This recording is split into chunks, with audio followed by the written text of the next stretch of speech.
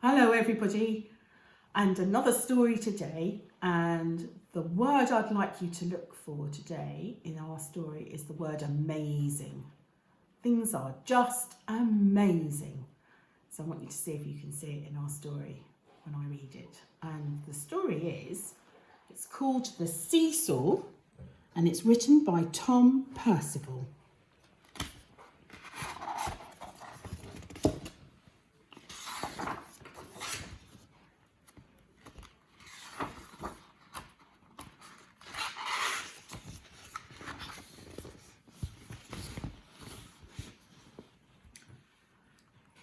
Sophia's bear was old, tatty, and very well loved. It had belonged to Sophia's grandfather, then to her mother, and from the day Sophia was born, the bear had kept her company too. He was less like a toy and more like a friend.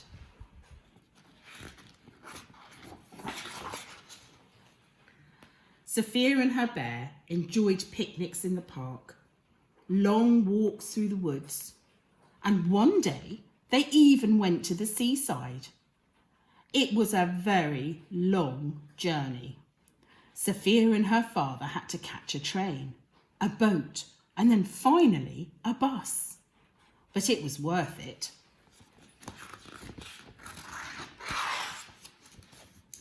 The beach was amazing. Sophia even took off her bear's scarf so they could splash in the waves. Her father bought fish and chips, and they all had ice cream for pudding. It really was the most perfect day until the storm clouds rolled in.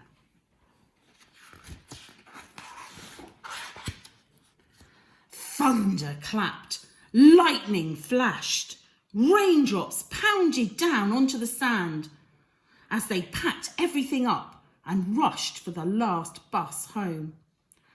They were in such a hurry that neither of them noticed a bag fall open and Sophia's bear tumble out.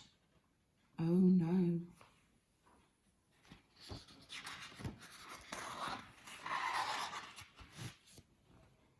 After the storm had blown over, the bear sat alone on the wide, empty beach, and nobody saw but the sea.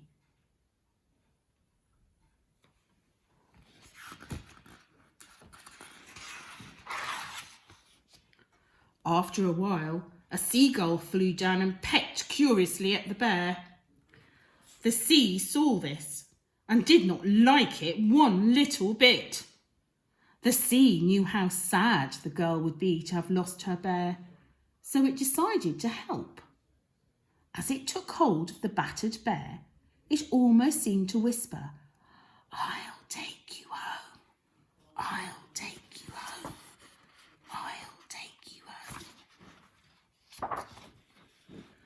Of course, when Sophia realised that her bear was missing, she was terribly upset. She looked everywhere, but he was nowhere to be seen. Her father telephoned the bus company and the train company and the boat company, but nobody had found a tatty old bear. As soon as they could, they returned to the beach, but there was no bear there.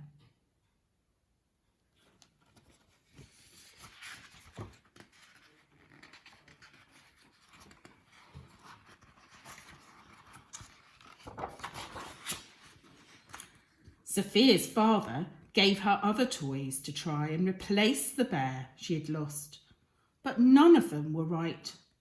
None of them had belonged to her mother. All that Sophia had left now was the bear's small scarf. She snipped a piece off and placed it in her locket for safekeeping and tried to carry on as best she could.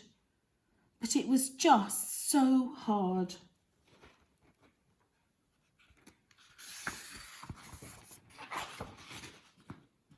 Now, it's incredibly difficult to return something when you have no idea who the owner is or where they live. But even so, the sea tried. It washed the bear along through the water, helped by shoals of shimmering fish, a whale, a dolphin, and even an octopus.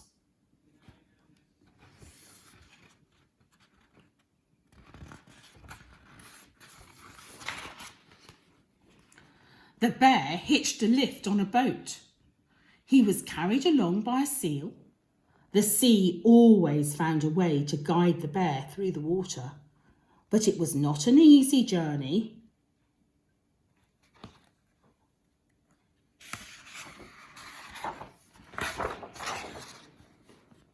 When the wind grew cross, whipping the water into towering waves, the sea carried the bear to safety. When the waters grew too cold, the sea would wash the bear onto land. And then with spring, the journey would begin again.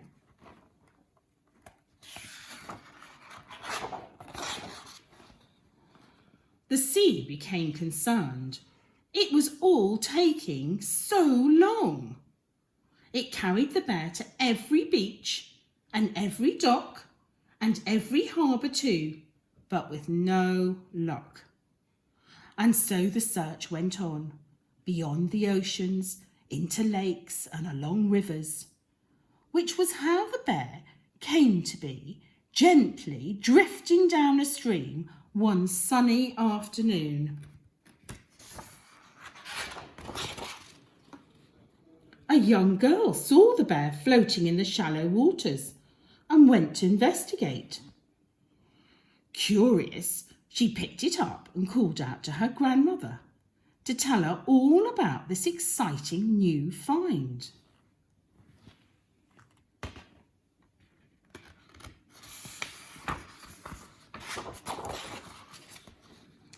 Slowly, the old lady walked out of the house, and then she stopped.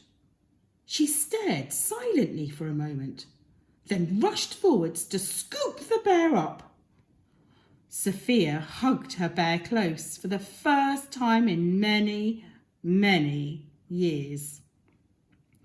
You see, nothing is ever truly lost if you keep it in your heart.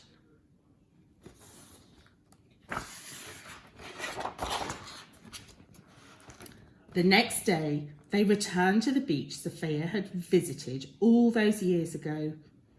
She stood on the warm sand, looking far out to sea, and then she smiled, and the sea saw.